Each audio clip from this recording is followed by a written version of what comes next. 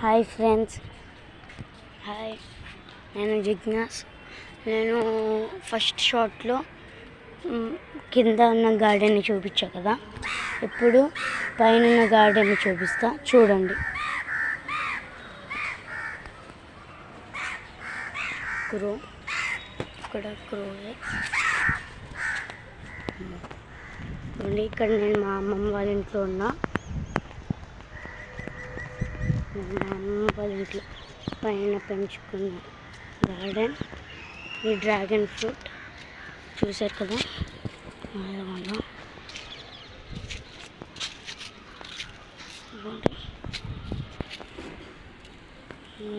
ఇక్కడ మా అమ్మమ్మ చెట్టు.